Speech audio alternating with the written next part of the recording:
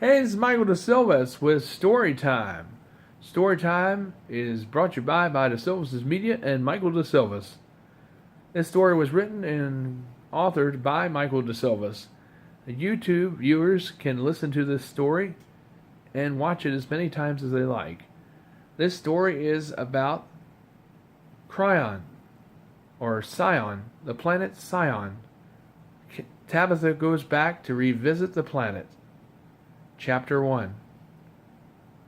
Tabitha goes to sleep as she normally does. Before she goes to sleep, she prays to the Lord.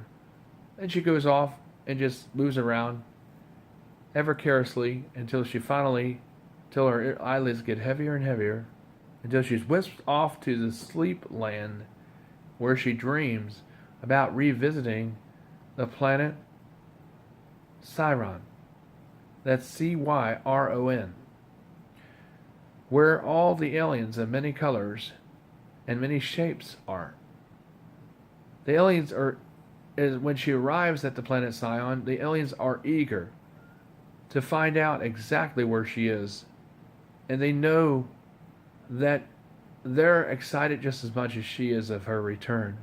Coming back, Tabitha realizes that she has not come back for a few years, and now being 11 years old, she's older now, and not as afraid as she was the first time.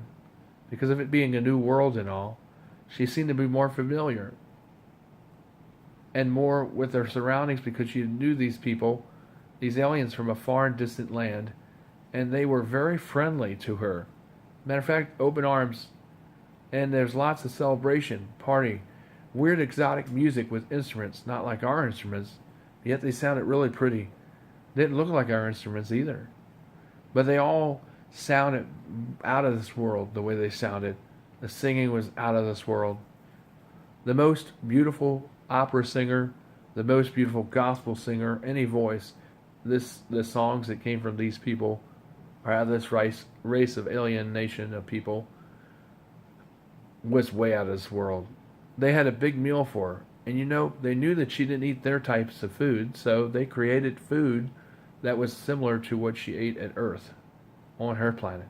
They had drinks that she could drink, and they held a big, huge party, a celebration in her honor. Chapter 2. Finding out about the mystery. As we were saying, in Cyron, Tabitha was there for a while, as all the instruments played, the songs, the dances, the highs, the hellos, the cries of great joy and excitement, the build-up of seeing her and greeting her and meeting her again 3 years later at her being 11 years old, and being welcomed back in loving and embracing arms, and knowing that she has established a relationship through her dreams at a faraway distant planet named Cyron. And as she was there, Tabitha made new friends from the green people, the red people, the blue people, and the rainbow-colored people. And all of them got along, in spite of their differences. They had weird-looking hair, glowing eyes. They could fly around. They could land and look just like upright, but they were weird shapes and blinding sometimes in color. The energy source like they had came from their planet's inner magnetic and pressure. And of course this planet was able to sustain itself by its thermal energy. And as we know, at Cyron, we know that the planet was a young planet. There were children there. There were teenagers there of these aliens. There were adults there. Many of them knew her from her first visit when she came in her dream the first time, when she was just about 8 years old. Now she's 11. And they were very excited. As the partying and celebration continues, they talked all about her school at home, in her town, as in the community, their school, how their advances of technology, and compared how technology was slightly more advanced in some ways than Earth's technology, and how some technology And Cyron, planet Cyron, was more advanced than, say, what was at Earth. And they talked about all kinds of things, talked about new places and hopes and dreams, and talked about a future visit to Cyron. Because they knew that this journey was not over for Tabitha. And they knew that they had forged a long-lasting relationship. With a different species through a dream, she was able to teleport in her dreams in a subconscious state to an entirely different galaxy and different solar system, to a new planet that was light years away, many light years away from Earth. And how they contacted and communicated was through the dreams, through her dreams. Said, Tabitha asked, were there other people that have came to Cyron, to your planet, like myself? They said, well, at first, no, but lately more people have come. Girls and boys from your planet, the same way you've came, Tabitha, through your dreams. We've made many friends with your world since your encounter 3 years ago. We really, really hope that we can have a long-lasting relationship when you grow up, Tabitha, and we can continue. And you could bring your children here and guide your children through their dreams to our planet so they can play with our kids and do wonderful things. And we can learn from each other and share vast knowledge of our technology as well as yours. And we could all learn and be friendly allies in the galaxies, even though we're so far apart. But yet we can benefit greatly from each other's knowledge of insight. Where we're weak, you're strong. In areas where we're different, you can be strong as well. Hope this relationship goes on. Chapter 3, the big contest. So there was an announcement that there would be a contest.